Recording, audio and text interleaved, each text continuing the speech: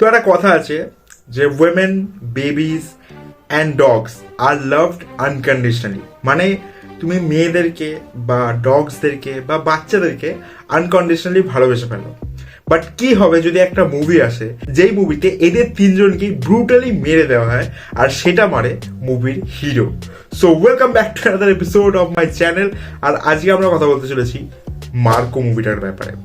ভাই আমি এটা কি দেখে ফেললাম আমি এটা লিটারালি এই মুভিটাকে বলা হচ্ছিল ইন্ডিয়ার মোস্ট ভাইলেন্ট মুভি, যেটা এতদিন অ্যানিমালকে বলা হতো, তারপরে কিল আসলো, আর এখন এই মুভিটা লিটারালি আমি বলতে পারি এইটাই ভাই, অ্যানিমাল কিল দূরে এটা কি বানিয়েছে ভাই, লিটারালি এটা কি বানিয়েছে।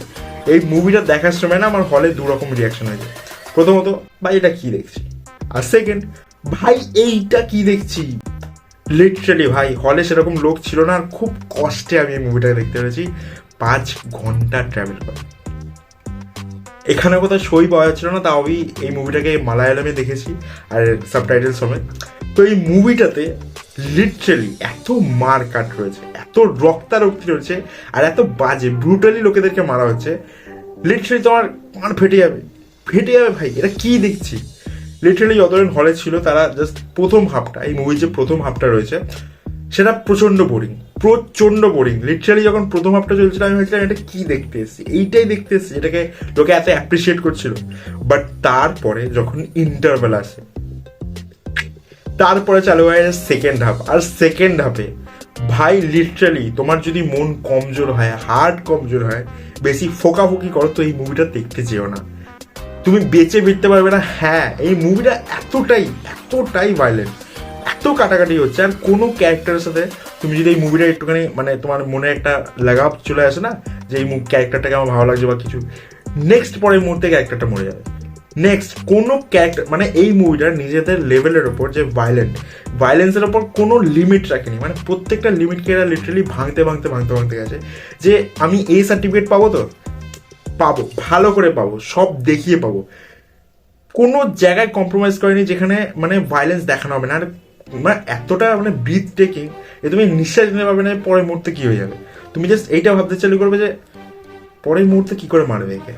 লিটারালি এই মুভিতে এমন কয়েকটা সিন আছে যেগুলো মানে এতটাই ব্রুটাল, দেখতে খারাপ লাগছিল, এতটাই ব্রুটাল। যখন হিরোর বাড়িতে ভিলেন আসবে, তার ফ্যামিলিকে মারবে বা এরকম কিছু একটা, তো মুভিটা রিভেঞ্জ ড্রামা, ঠিক আছে, তার আগে থেকেই গল্পটা চালু হবে।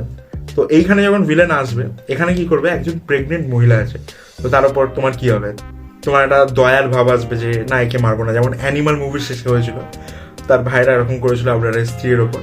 তো এইখানে তার লিটারালি সে প্রেগনেন্ট, তার পেট চিড়ে দেবে। আমি বলছি আমার যে কি খতরনাক লাগছে, আমি কি বলবো, তার পেট চিড়ে দেবে। তারপরে একটা বাচ্চা আছে, লিটারালি একটা বাচ্চা আছে, তার কি দোষ থাকতে পারে, তার মাথা ফাটিয়ে তাকে মেরে দেবে। ভাই কোনো লিমিট রাখেনি এই মুভিটা। This movie did not hesitate in any kind of moments. কোনো জিনিসকে তো ভাই, কোনো জিনিসকে বয়েজের মতো কোনো জিনিসকে আমি সম্মান করি না, গে হোক, লেসবিয়ান হোক, ছেলে হোক, মেয়ে হোক, বুড়ো হোক, ইয়ে হোক, বাচ্চা হোক, সবাইকে মেরে ফেলবো, সবাইকে। এরপরে হিরো যে কান কেটে দিচ্ছে, এখানে কান ছিঁড়ে ফেলছে, হাত ছিঁড়ে ফেলছে, মানে মাথা উড়িয়ে দিচ্ছে, মানে এতটাই ভায়োলেন্স রয়েছে মুভিটার মধ্যে। আর লিটারালি ওই যে দুটো সিন, ওই যে বাচ্চাটাকে মাথা ফাটিয়ে মেরে দেবে আর ওই প্রেগনেন্ট মহিলাটার পেট ফাটিয়ে দেবে, ভাই এত ব্রুটাল। আর এরপরে আরেকটা সিন রয়েছে, এরা একদম ওই শুরুতে আসবে যখন হিরোর ইন্ট্রোডাকশন বা এন্ট্রি হবে, একটা কুত্তার মুখ ফাটিয়ে দেবে সে। বললাম ওমেন, বেবিস বা চিলড্রেন অ্যান্ড ডগস, তাদেরকেও এখানে রেহেম দেওয়া হয়নি, তাদেরকে লিটারালি খুব ব্রুটালি ভাবে মারা হয়েছে। যে জিনিসগুলো মানে তারা এই জিনিসগুলো করেছে যাতে আমাদের হিট হয়, কারণ কি আমরা এই জিনিসগুলো বড় পর্দায় দেখতে পাই না। একটা কুকুরকে কেউ মেরে দেবে, তোমার লিটারালি মনে খারাপ লাগবে। তো তারা সেই জিনিসগুলো হিট করেছে, প্রত্যেকটা সেরকম জিনিস যেগুলো তোমার মনে একটা হিট করবে যে ভাই এইটা কেন করলি, সেই জিনিসগুলো হবে। দেখো মুভিটা রিভেঞ্জ ড্রামা সেরকম কিছু নেই এখানে, হিরোর কেউ মরে যাচ্ছে তারপরে সে বদলা নিচ্ছে, তো সেরকমই গল্পটা চলছে। তো গল্পের মধ্যে কোনো নতুনত্ব নেই, গল্পের মধ্যে এক ফোঁটাও কোনো নতুনত্ব নেই, সেই জিনিসগুলোই চলছে। বাট ভায়োলেন্স ভাই পেছন ফাটা ভায়োলেন্স রয়েছে, যে কোনো হলিউডের যে কোনো মুভিকে এটা টক্কর দিয়ে দেবে। হ্যাঁ, হলিউডের মুভিতে হয়তো তুমি সেরকম দেখেছো, কাটাকুটি এসব তুমি দেখেছো, বাট এরপরে একটা ইন্ডিয়ান মুভিতে যদি এরকম কিছু দেখতে চাও, তুমি গিয়ে দেখে আসো মার্কো। ইয়েস। সো ফাইনাল টক্স কি মার্কো মুভিটা তোমার দেখা উচিত? তো আমি বলবো হ্যাঁ, তুমি গিয়ে দেখতে পারো। এর একটা যে থিয়েটার এক্সপিরিয়েন্স আছে সেটা তুমি মিস করবে যদি ওটিটিতে এসে, আর তারপর বলবে যে ভাই এই মুভিটা একবার দেখা উচিত ছিল থিয়েটারে।